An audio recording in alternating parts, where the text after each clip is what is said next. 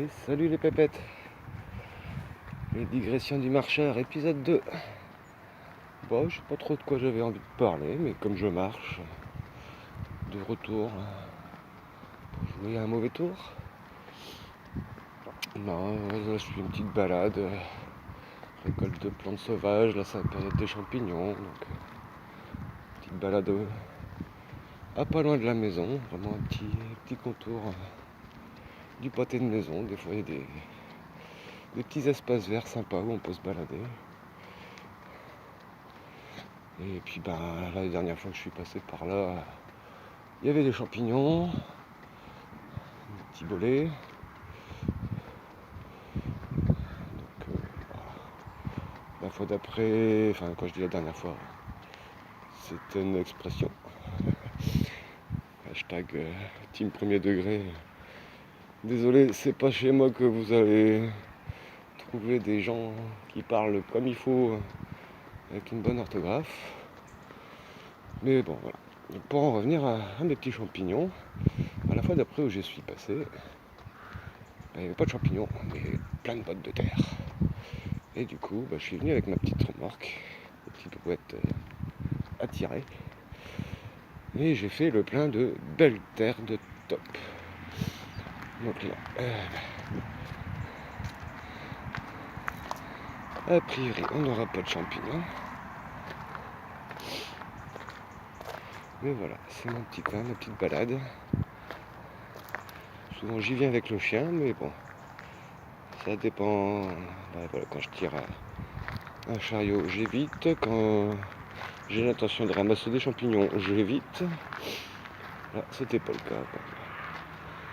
Ça me change un petit peu le paysage de mon jardin et de ma cour, que j'adore toujours autant. Ça n'empêche pas de regarder ce qui se passe ailleurs dans le monde. Bien au contraire. Ça me fait encore plus apprécier ce que j'aime. Et donc oui, on parlait de champignons, on parlait de plantes comestibles. Et pourquoi pas plantes médicinales. Un concept potentiellement sujet à des discordes.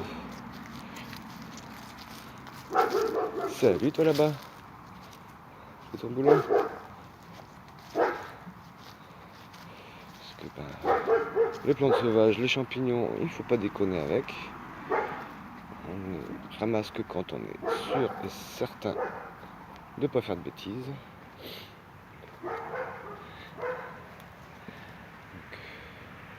Donc, je sais que pas loin, souvent, il y a des petits champignons dont je pense qu'il y a une potentielle comestibilité, mais dont je m'abstiens. Parce que le pas total. Regardez-moi cette belle terre de top là encore. Là, je l'avais mise à ras. Apparemment je l'ai dérangé, il a refait un petit bouchon. Mais là tout ça, le reste là, ça s'est aplati assez bien. Et j'essaie de retrouver le coin où il y avait les petits champignons blancs qui finissent très fort à ressembler à des rosés des prés, si ce n'est que leurs lamelles sont blanches. Je me disais, faire d'une pierre deux coups, faire les digressions avec les permapotes, les copains. Et puis pourquoi pas enrichir ma culture en mycologie. Mais bon, ce ne sera pas sur ce plan-là. Tant pis. Ils ont dû fondre ou être ramassés ou être mangés par une bête. Ou des bêtes, les limaces aiment bien ça aussi. Tant pis, c'est pas bien grave.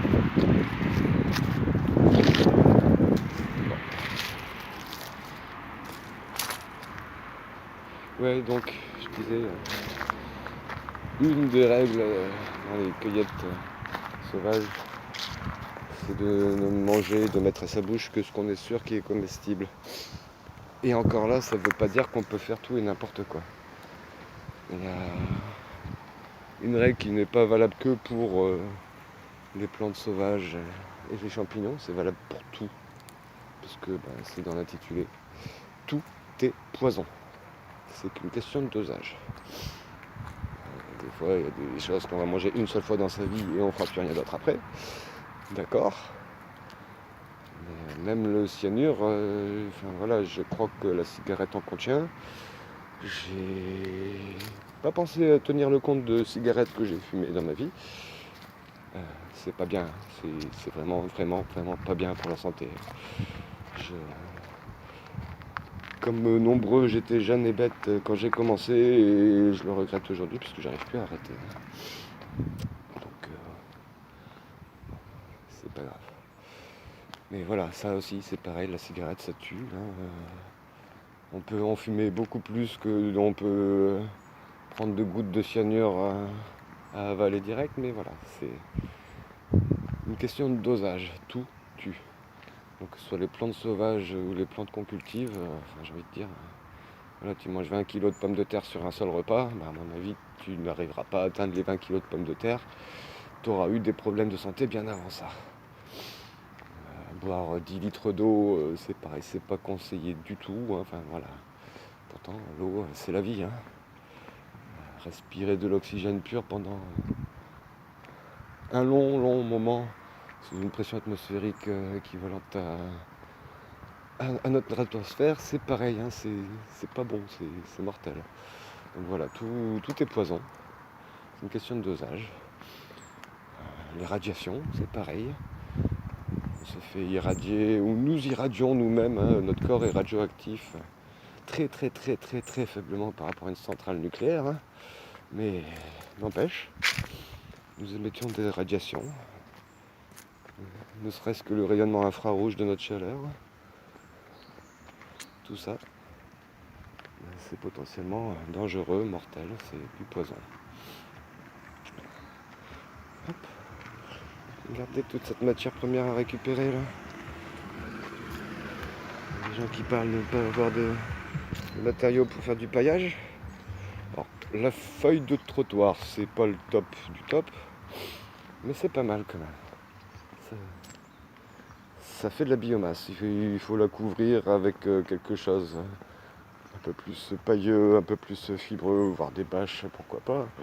Parce que ça a tendance à voler au vent et à être glissant et ça se décompose très lentement. Pour avoir un paillage qui dure dans le temps, c'est pas mal.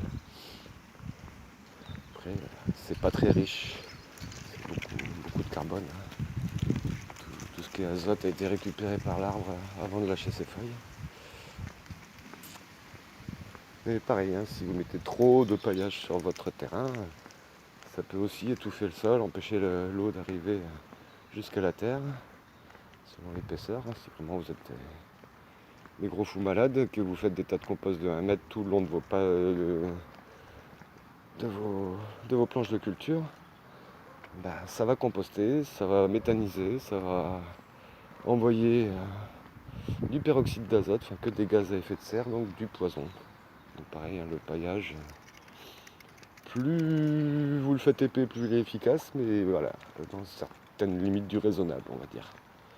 Après, je dis pas qu'en dessous du tas de compost, il ne va pas y avoir de la vie et que ce que vous planterez ne poussera pas, bien au contraire. Mais voilà, c'est du poison, indirectement. Donc, méfiez-vous, tout ce qu'on vous dit, tout ce qu'on vous vend sur la santé, c'est sérieux, on n'en a qu'une. Et on va faire une autre digression, un autre sujet qui est un peu redondant avec ça, sur la santé. C'est tout ce qui est croyance magique. Voilà, un tête de champignon. Je sais pas si j'ai repéré, ouais. Hop là. Eh ben lui c'était un rosé des prés, voilà. Ça pousse sur du trottoir, là c'est du béton, des pavés, un mur de pierre de pavés scellé dans le ciment. Et les petits rosés des prés ça pousse. Bon, il est un peu vieux celui-là. Je pense qu'il sera mieux dans de l'herbe. Si le pied de cette haie.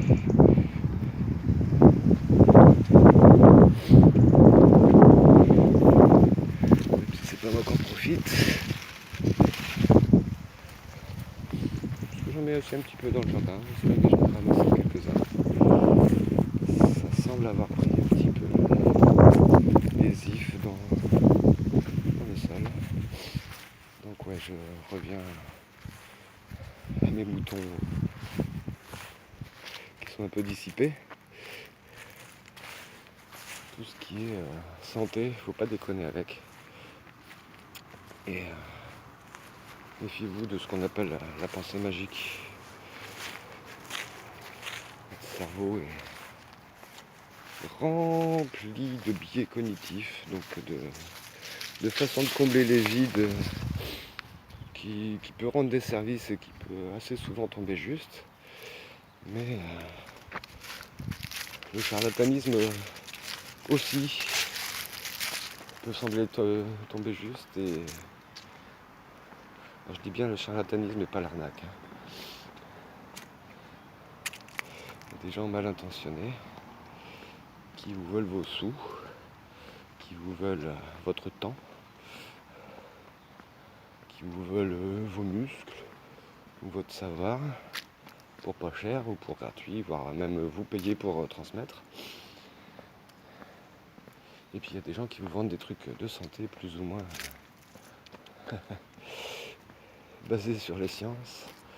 Et ça a plutôt tendance à être moins que plus pour ce genre de personnes-là quand il y a de l'argent à se faire. Donc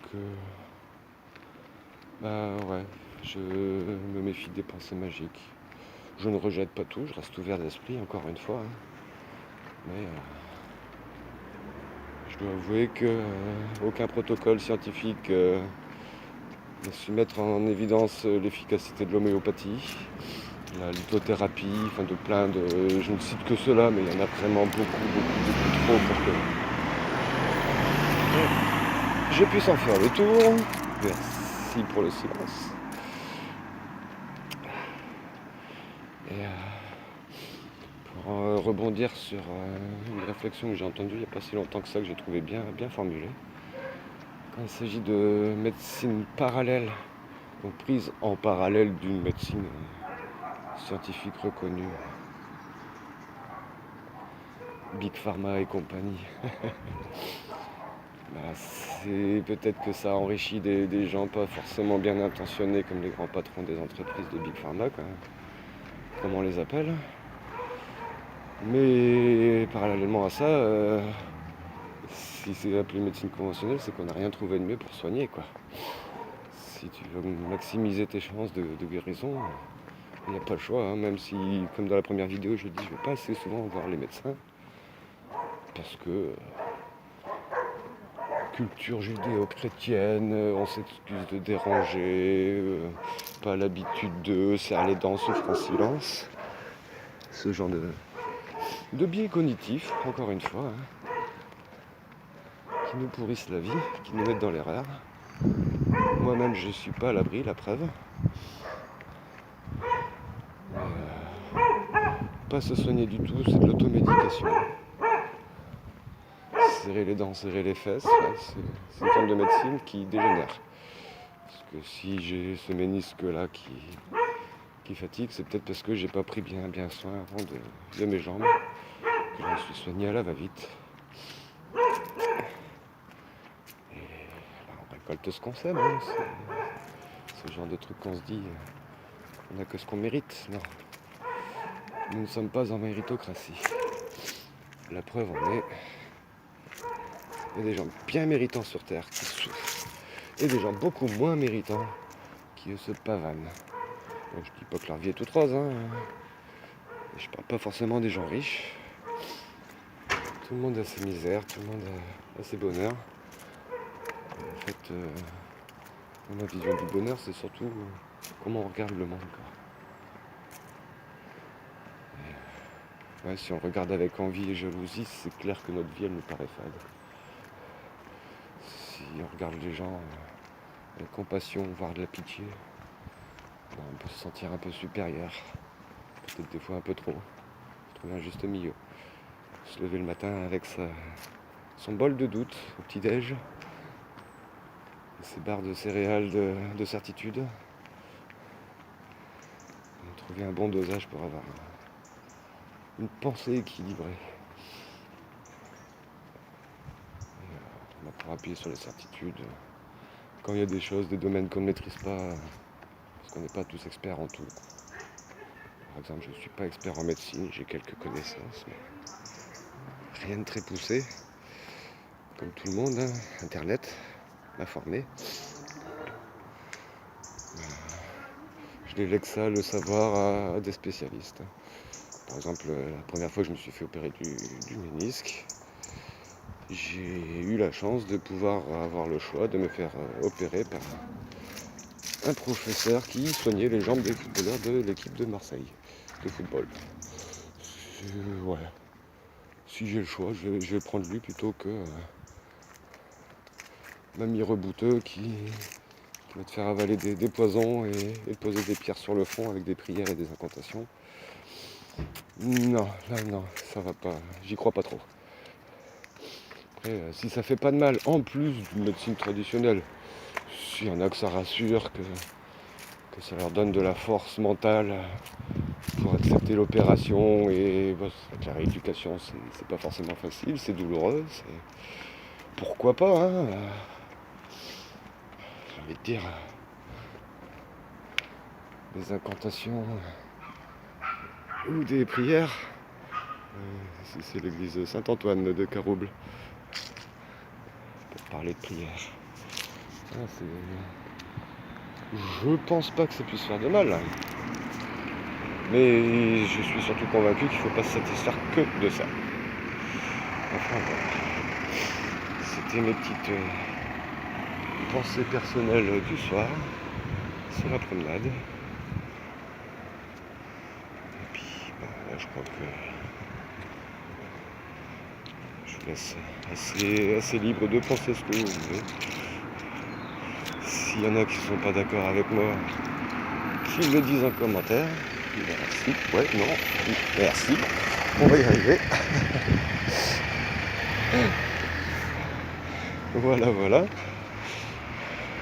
Pris un sandwich entre deux voitures qui voulaient me faire la politesse, c'est moi qui leur faisais la politesse. À un moment donné, ça va finir en accident, tout ça. Bon. Sur ce, je vous dis. Et ouais, c'est encore moi. Non, moi c'était juste pour faire un petit rappel. Dans mes digressions, il y en avait une que j'avais oublié de reboucler. C'était entre charlatan et arnaqueur. En fait, une arnaque, une personne qui vous vend une arnaque, par définition un arnaqueur, n'est pas forcément mal intentionnée. Elle peut elle-même être convaincue que ce qu'elle vous vend, c'est génial. Parce que les biais cognitifs, voilà. J'ai eu un rhume, j'ai avalé 3 de ces gélules-là tous les jours, matin, midi et soir. C'est que du sucre. Mais au bout de 15 jours, plus de rhume, quoi, ça va mieux. Ouais, sauf qu'un rhume, ça se soigne tout seul au bout de 15 jours. Donc, on peut tomber sur le biais que ces 3 pastilles qui ne sont que du sucre, mais qui est convaincu que c'est du sucre enrichi à la pensée magique, ça l'a soigné, et tellement il est convaincu, il veut partager ça de toute bonne foi avec le plus de monde possible, parce qu'il veut pour le bien. Comme nous tous ici-bas, je connais pas une personne qui veut faire des choses méchantes, pour le plaisir d'être méchante, par éventuellement des enfants, des joueurs, des trolls. Mais encore, un troll est lui-même persuadé sûrement d'être un chevalier d'une cause, qui est de secouer le cocotier de la bien-pensance. Voilà, ils ont leur utilité aussi. On se remet en question après un troll. Des fois, ça peut être constructif. Encore une fois, ça dépend de nos objectifs et de notre vision du monde. Et donc, voilà, un charlatan, c'est quelqu'un qui invente ou qui connaît un système qui ne fonctionne pas et qui vous le vend avec des arguments fallacieux, des mensonges, des sophismes, des tournures de phrases qui vous font perdre pied.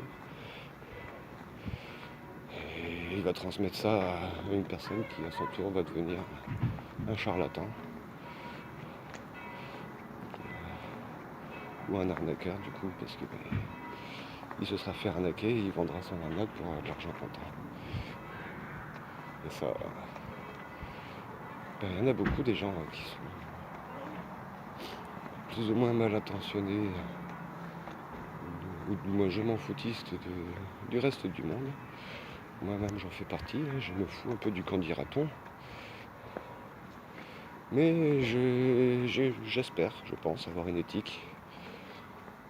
Je n'ai plus de religion, je suis apatride, je me sens pas patriote ni d'un pays, ni d'un autre, ni d'un penchant politique. Voilà. Comme je le disais dans le premier épisode, un peu tendance à aller vers les humains, donc a priori de gauche, si j'ai bien compris comment marchait le monde politique aujourd'hui. Que pas non plus une des sciences que je préfère, donc c'est pas celle que je me suis plus penché. Bref, j'ai des idées. Elles valent ce qu'elles valent, parce que encore une fois, je suis toujours pas expert de ce domaine. Je me renseigne, je regarde beaucoup. En fait, il y a des choses comme ça que je fais dans la vie. Ça peut être un conseil qui est recevable tout le temps qu'on veut. On parlera de tout à l'heure, j'ai une qui coule maintenant. La fraîcheur qui tombe. Enfin, la fraîcheur, la douceur. Parce qu'on est quand même fin octobre. Et j'ai pas de manteau, j'ai pas d'écharpe, j'ai pas de bonnet. C'est pas la première Toussaint que je passerai en t-shirt, mais quand même, j'ai du mal à me dire que c'est du beau temps. C'est doux, c'est agréable. Je préfère de loin avoir ces digressions avec vous sans avoir en plus du vent de temps en temps gérer une pluie battante qui vienne me mouiller l'écran et l'optique. Déjà que l'image, j'ai vu ça, ça pouvait donner le mal de mer a priori sur le premier épisode, je suis désolé. Le son pareil.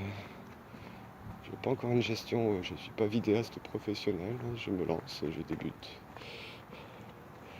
Mais bon, j'essaie de transmettre. Et bon, souvent quand je digresse, quand je marche, j'ai des idées qui me viennent. Je digresse tout seul dans ma tête et je me dis pourquoi pas les partager avec vous. Des fois, il y a des trucs pas cons qui peuvent en sortir. J'espère. Si ça vous a pas enrichi, que ça vous a fait perdre du temps et donné envie de vomir, désolé. C'est pas le but. Non, vraiment le but c'est de partager. Et puis voilà, si vous aimez, vous mettez un petit pouce vers le haut. Si vous aimez pas, je pense que vous aurez déjà quitté la vidéo depuis longtemps.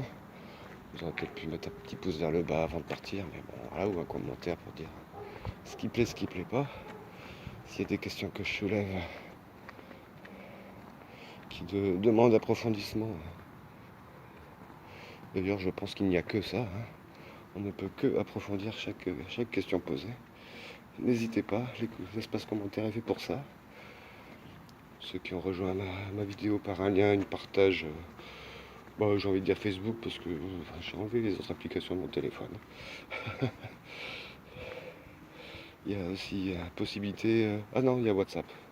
Justement, c'est ce que j'allais dire. Il y a la possibilité via Facebook, quand je publie en général, je mets un petit lien vers mon WhatsApp. Parce que j'utilise pas beaucoup Messenger, je le trouve pas très pratique. Je ne l'enlève pas parce que j'ai des gens avec qui je communique qui s'en servent. Ils sont pas nombreux, mais ils sont précieux. Donc voilà. Balade dans le noir. La lumière au bout de... En fait, ça fait très Halloween cette saison, c'est pas mal. Bon, moi, mes enfants, ils sont grands, ils font plus la quête des bonbons. L'ambiance pour finir ce deuxième épisode, ouais. Vu que j'ai mis à peu près 24 heures pour traiter la première captation de l'épisode 1, je pense qu'on sera pas très loin d'Halloween au moment où on sortira cet opus 2. Donc, écoutez, joyeux Halloween, belle fête commerciale. que les enfants s'amusent, c'est le principal. Et puis bah, si vous pouvez vous faire plaisir, pareil, hein. Les enfants, ça n'a pas d'âge. C'est à tout âge qu'on y est. Bon, ce coup-ci, c'est la bonne. Je vous fais des gros bisous. Je vous dis à tantôt. Et respectez-vous.